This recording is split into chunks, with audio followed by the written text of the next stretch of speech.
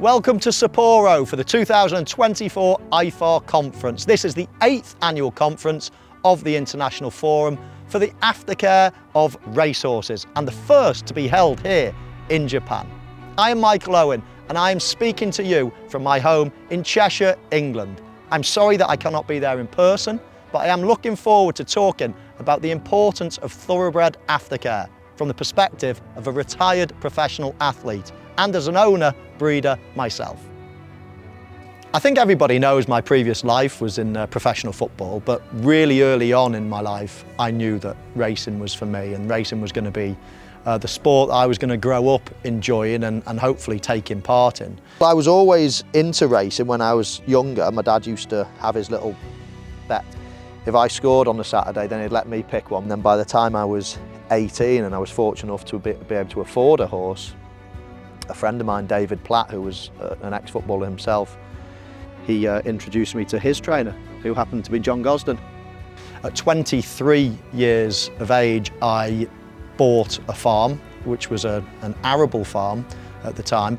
So we had 20 horses and then gradually got more and more, and as soon as we got more and more, we sort of stuck loose boxes around the place and it started becoming a bit of a mess. And once we got to about 40, I started thinking I could make a business of this, and I thought, sod it, I'm going to do it properly. We've put in a swimming pool, a veterinary centre, vibration pads, 2 new barns, staff accommodation.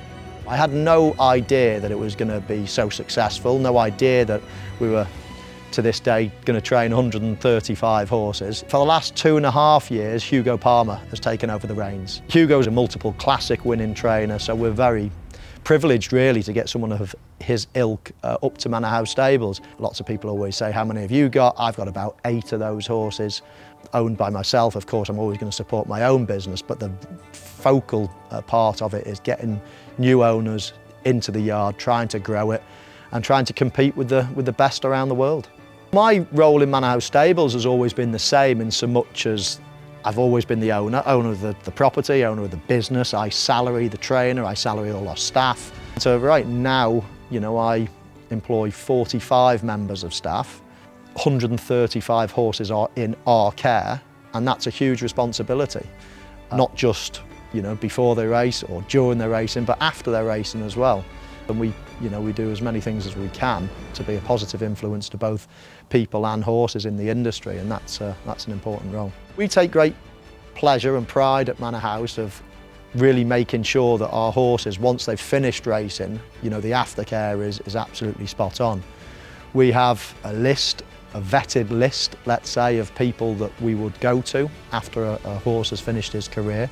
Of course, most horses, certainly in our game, in the flat racing game, you know, our horses are retiring relatively early, so there's still lots of different opportunities for them, whether that be going to play polo or go and jump racing or racing in a different country, whether we retire them to be dressage horses or show jumpers or happy hackers, as we call them, you know, just field companions, whatever. There's so many different ways that we can look after our horses afterwards. But for the few that haven't really got an obvious afterlife, let's say, then we've got a group of people, including myself here, and you've seen a couple of horses in my paddocks here today, that will look after them, even if it's just as horses that, you know, are going to live out and spend a happy retirement with a few companions in a field. So, you know, we try to cater for all types of horses, all types of needs, and we take that very seriously because I feel our owners demand that as well. One of the most frequent questions when somebody comes to Manor House Stables is what happens after a racing career. It definitely spikes people's conscience, and of course we're only too pleased to give them, you know, the rundown and exactly what can happen. In my football career, I had to win something. I had to win the league. I had to win whatever trophy. It wasn't happiness, not that I was sad doing it, but it was a motivation to win. But to be a star at a World Cup at 18, I knew no different to be a 2-time Golden Boot winner in the Premier League by the time I was 19. That was just what I was living, and that all came very natural and normal to me. I suppose to term a racing, you know, phrase, then I was that early 2-year-old. I probably was that classic 3-year-old, but possibly didn't train on to you know, maybe got an injury, a setback as a 3-year-old, and then struggled to sustain the levels and drop back from Group 1s to listed races, but the early years was just incredible. Fortunately for me, when I retired, it was my decision. I was only 33 at the time, but mentally I was done, more so than physically. Yes, I had injuries in my career, but the injuries, I still skip out of bed every morning and I don't feel any aches or pains from my football career. I feel absolutely fine. So it was more mental for me, and unfortunately in the last few years I was struggling to do that, and that took its toll mentally for me. So I couldn't wait to retire.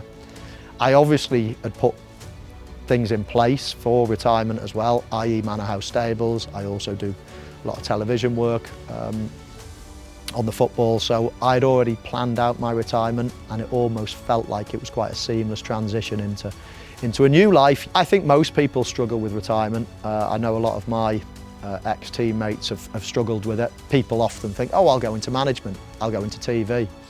And you often look at them and think, will you? Will you? After football, there's not that many jobs available.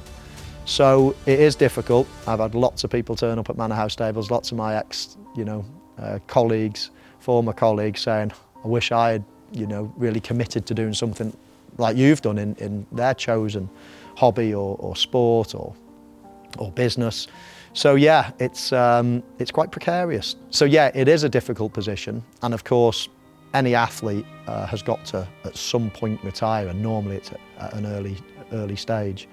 And rather like horses, everybody's different, every horse is different, and they're the traits that the professionals and the experts will notice in a horse when we're deciding on where to retire them, how to retire them, and what they should be doing afterwards. There will always be many different needs and approaches to aftercare. As the well-worn racing phrase goes, it's horses for courses, and it will often depend on where you are across the racing world.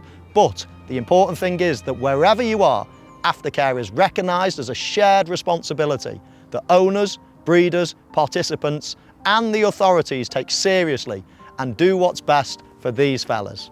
With that in mind, I wish you all a thoroughly engaging, constructive and enjoyable conference.